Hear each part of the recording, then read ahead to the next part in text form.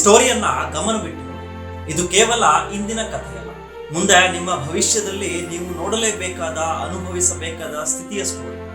ಇದೆಲ್ಲ ಆಗುತ್ತಾ ಅಂತ ಉಡಾಫೆ ಮಾಡಬಹುದು, ಆದ್ರೆ 20 ವರ್ಷಗಳ ಹಿಂದೆ ವಿಜ್ಞಾನಿಗಳು ಹೇಳಿದ ಆ ಮಾತು ಇಂದು ನಿಜವಾಗ್ತಾ ಇದೆ.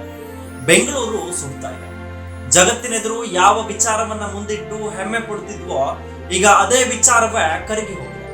ಎಸ್, ನಾನು ಹೇಳ್ತಾ ಇರೋದು ಬೆಂಗಳೂರಿನ ಅದ್ಭುತ ತಾಪಮಾನದ ಬಗ್ಗೆ.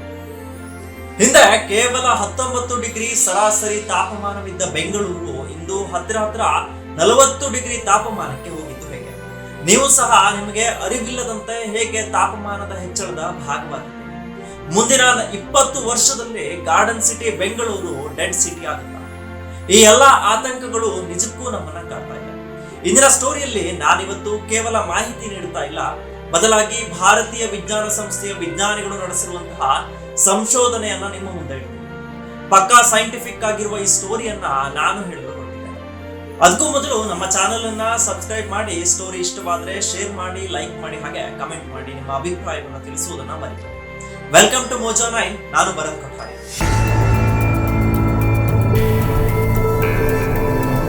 ಬಹುಶಃ 1990ರ ಬೆಂಗಳೂರನ್ನ ನೋಡಿದವರಿಗೆ ನಾನು ಈಗ ಹೇಳಲು ಹೋಗ್ತಾ ಇರುವಂತಹ ವಿಷಯ ಇನ್ನಷ್ಟು ಅರ್ಥವಾಗುತ್ತೆ ಅನ್ಸುತ್ತೆ. 90ರ ದಶಕದಲ್ಲಿ ಬೆಂಗಳೂರು ಅಂದ್ರೆ ನೆನಪಾಗ್ತಾ ಇದ್ದಿದ್ದೆ ಹಸಿರು ಹಾಸು ಗಿಡ ಮರಗಳು. ಹೇಳಿ ಕೇಳಿ ಬೆಂಗಳೂರು ಸಿಟಿ ಅಂದ್ರೆ ವಿಧಾನಸೌಧದಿಂದ 5 ಕಿಲೋಮೀಟರ್ ಸುತ್ತಮುತ್ತಲಿನ ಪ್ರದೇಶ ಮಾತ್ರ ಎಂಬಂತೆ ಇತ್ತು. ಹೀಗಾಗಿ ಬಹುತೇಕ ಭಾಗಗಳಲ್ಲಿ ಮರಗಿಡಗಳು ಹೆಚ್ಚಾಗಿತ್ತು. ಬೆಂಗಳೂರಿನಲ್ಲಿ 200ಕ್ಕೂ ಅಧಿಕ ಕೆರೆಗಳು ಪ್ರತಿ ವರ್ಷವೂ ಮೈತುಂಬಿಕೊಳ್ತಾ ಇತ್ತು. ಪರಿಣಾಮ ಬೆಂಗಳೂರು ನಗರ ಬಿರು ಬಿಸಿಲಿನ ಮೇ ತಿಂಗಳಿನಲ್ಲಿಯೂ ಸಹ 19 ಡಿಗ್ರಿ ಸೆಲ್ಸಿಯಸ್ ಇರ್ತಾ ಇತ್ತು. ಹೌದು, ನೀವು ಸರಿಯಾಗಿ ಕೇಳಿಸ್ಕೊಂಡಿದ್ದೀರಿ. ಜಸ್ಟ್ 19 ಡಿಗ್ರಿ ಅಂತಂದ್ರೆ ನಂಬ್ತೀರಾ?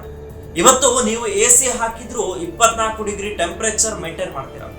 ಆದ್ರೆ ಅಂದು ಬಿಸಿಲಲ್ಲೂ ಬೆಂಗಳೂರಿನ ಹವಾಮಾನ 19 ಡಿಗ್ರಿ ಇತ್ತು ಅಂದ್ರೆ ಇನ್ನು ಚಳಿಗಾಲದಲ್ಲಿ ತಂಪು ಹೇಗಿರಬಹುದು ಅನ್ನೋದನ್ನ ನೀವೇ ಲೆಕ್ಕ ಹಾಕೊಳ್ಳಿ. ಆದ್ರೆ ಇದೆಲ್ಲದಕ್ಕೂ ಸದ್ಯ ಈಗ ಹಳೆಯ ಗತವೈಭವ ಅಷ್ಟೇ.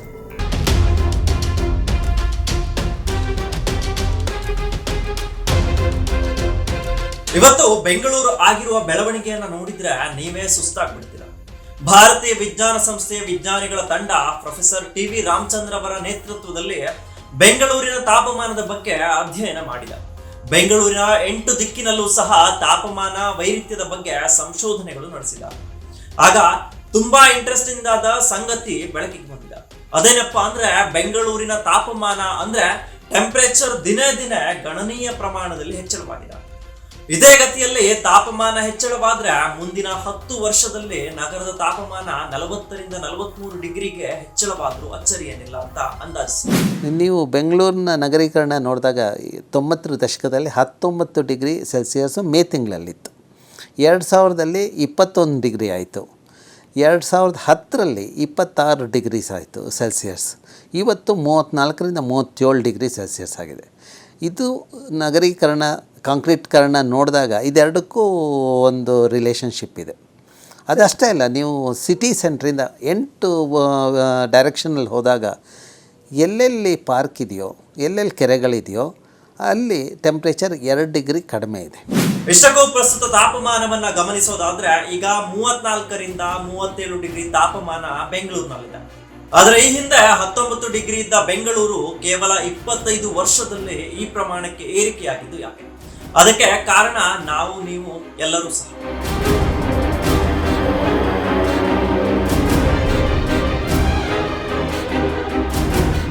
ಅಂದ್ರೆ ನಾವು ಇವತ್ತು ವಾಸಿಸುತ್ತಿರುವ ಮನೆ ಇರಬಹುದು, ಓಡಾಡುವಂತಹ ರಸ್ತೆ ಇರಬಹುದು, ಕಾರ್ ಇರಬಹುದು, ಜೊತೆಗೆ ದೊಡ್ಡ ದೊಡ್ಡ ಬೃಹತ್ ಗಾಜು ಹಾಸಿನ ಕಚೇರಿಯೇ ಇರಬಹುದು. ಇದೆಲ್ಲವೂ ಸಹ ಬೆಂಗಳೂರಿನ ತಾಪಮಾನ ಹೆಚ್ಚಳಕ್ಕೆ ಕಾರಣವಾಗಿದೆ. ಅದೇ ಹೇಗೆ ಅನ್ನೋದನ್ನ ವಿವರಿಸ್ತೀವಿ ನೋಡಿ. ಅದಕ್ಕೂ ಮುನ್ನ ನಿಮಗೊಂದು ಫೋಟೋವನ್ನ ತೋರಿಸ್ತೀನಿ. ಇದು ವಿಜ್ಞಾನಿಗಳು ಮಾಡಿರುವ ಬೆಂಗಳೂರಿನ ಥರ್ಮಲ್ ಮ್ಯಾಪಿಂಗ್ ಚಿತ್ರ. ಇದರನ್ವಯ 1972ರಲ್ಲಿ ಬೆಂಗಳೂರಿನಲ್ಲಿ 68% ಹಸಿರಿದ್ರೆ ಕೇವಲ 7.9% ಮಾತ್ರ ಕಾಂಕ್ರೀಟ್ ಇತ್ತು. 1992ರಲ್ಲಿ ಕಾಂಕ್ರೀಟ್ 27.3%ಗೆ ಏರಿಕೆ ಆದ್ರೆ ಹಸಿರು 46.2% ಇತ್ತು. 1999ರಲ್ಲಿ ಸಿಮೆಂಟ್ 35%ಗೆ ಏರಿಕೆ ಆದ್ರೆ 2019ರಲ್ಲಿ 81% ಕಾಂಕ್ರೀಟ್ ಕಾರ್ಡ್ ಆಗಿದೆ. ಬೆಂಗಳೂರಿನ ಮರಗಿಡಗಳ ಪ್ರಮಾಣ ಆತಂಕಕಾರಿ 5.9% ಕುಸಿತು. ಈಗ ಪ್ರಸ್ತುತ ಬೆಂಗಳೂರಿನಲ್ಲಿ 87% ಅಷ್ಟು ಕಟ್ಟಡಗಳು ಸಿಮೆಂಟ್ ಬ್ಲಾಕ್ಗಳು ತುಂಬಿ ತುಳುಕ್ತಾ ಇವೆ. ಹಸಿರು ಅನ್ನೋದು 2% ಕುಸಿತವಾಗಿದೆ. ಇದರ ಅರ್ಥ ಅರ್ಬನೈಸೇಷನ್ ಅಂದ್ರೆ ಆಘಾತ ಪ್ರಮಾಣದ ನಗರೀಕರಣದ ಪರಿಣಾಮ. ಎಲ್ಲೆಂದರಲ್ಲಿ ಬಿಲ್ಡಿಂಗ್ಗಳು ತಲೆ ಎತ್ತಿವೆ. ಅಪಾರ್ಟ್ಮೆಂಟ್ಗಳು ಸಂಸ್ಕೃತಿಯ ಕಾರಣ. ಕಾಂಕ್ರೀಟ್ ಕಾಡುಗಳು ನಿರ್ಮಾಣವಾಗಿವೆ. ಮೋರಿಗಳಲ್ಲೂ ಸಹ ಸಿಮೆಂಟ್ ತುಂಬಿದ್ದು ನೀರು ಇಂಗಲು ಜಾಗವೇ ಇಲ್ಲದಂತಾಗಿದೆ. ವೈಟ್ ಟ್ಯಾಪಿಂಗ್ ಹೆಸರಿನಲ್ಲಿ ರಸ್ತೆಗಳಿಗೂ ಸಹ ಸಿಮೆಂಟ್ ಬಿದ್ದಿದೆ. ಜೊತೆಗೆ ಮನೆಯ ಸುತ್ತಮುತ್ತಲೂ ಎಲ್ಲೂ ಸಹ ಹಸಿರು ಅನ್ನೋದು ಇಲ್ಲ. ನೀರು ಇಂಗಲು ಜಾಗವೇ ಇಲ್ಲ. ಇದರ ಪರಿಣಾಮ ಭೂಮಿಯ ಅಂತರ್ಜಲ ಸಹ ಭಾರಿ ಪ್ರಮಾಣದಲ್ಲಿ ಕುಸಿದಿದೆ. 70ರ ದಶಕದಲ್ಲಿ ಕಾಂಕ್ರೀಟ್ ಇದ್ದಿದ್ದು 7%, 7ರಿಂದ 8, ಇವತ್ತು 87% ಆಗಿದೆ. ಕಾಂಕ್ರೀಟ್ ಜಾಸ್ತಿ ಆದಂತೆ ನ್ಯಾಚುರಲಿ ಟೆಂಪ್ರೇಚರ್, ಉಷ್ಣಾಂಶ ಆ ಪ್ರದೇಶದಲ್ಲಿ ಜಾಸ್ತಿ ಆಗೋದು ಸಹಜ. ಯಾಕಂದರೆ ಥರ್ಮಲ್ ಕಂಡಕ್ಟಿವಿಟಿ ಕಾಂಕ್ರೀಟಲ್ಲಿ ಜಾಸ್ತಿ ಇದೆ. ಹಾಗಾಗಿ ರೇಡಿಯೇಷನ್ ಆಲ್ಸೋ ಹೈಯರ್. ಹಾಗಾಗಿ ಅಲ್ಲಿ ಉಷ್ಣಾಂಶ ಜಾಸ್ತಿ ಆಗುತ್ತೆ. ಇದರಿಂದ ತಾಪಮಾನ ಹೇಗೆ ಹೆಚ್ಚಳವಾಯಿತು ಅಂತ ನೀವು ಕೇಳಬಹುದು. ಎಲ್ಲೆಡೆಯಲ್ಲಿಯೂ ಸಿಮೆಂಟ್ ಇರುವ ಪರಿಣಾಮ ಸೂರ್ಯನ ಬಿಸಿಲಿನ ಉಷ್ಣ ಒಂದೆಡೆ ಆದ್ರೆ ಕಟ್ಟಡಗಳು ಕಾದು ಅದರಿಂದ ಶಾಖವು ಹೊರಸೂಸುತ್ತೆ. ಜೊತೆಗೆ ಸಿಮೆಂಟ್ ರಸ್ತೆಯಿಂದಲೂ ಸೂರ್ಯನ ಶಾಖ ಪ್ರತಿಫಲನವಾಗುತ್ತೆ.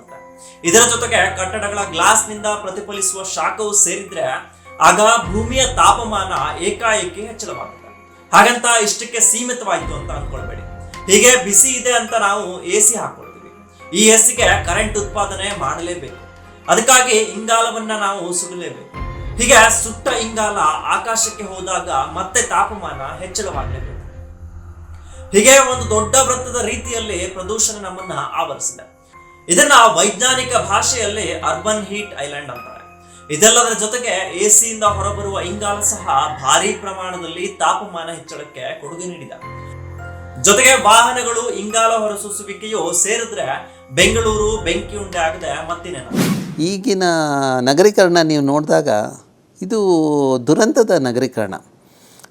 ವಾಟರ್ ಅರ್ಬನಿಸಮ್ ಅಂತ ನಾವು ಇಂಗ್ಲೀಷಲ್ಲಿ ಹೇಳ್ತೀವಿ. Absence of water urbanism has led to this problem. ಅಂದರೆ ವಾಟರ್ ಅರ್ಬನಿಸಮ್ ಅಂದರೆ ನಿಮ್ಮ ಲ್ಯಾಂಡ್ಸ್ಕೇಪ್, ಪೋರೆಸ್ಟು ಪೇವ್ಡ್ ಲ್ಯಾಂಡ್ಸ್ಕೇಪ್ ನೀವು ಮಾಡಿದಾಗ ಇದೆಲ್ಲ ತೊಂದರೆಗಳು ಶುರುವಾಗುತ್ತೆ.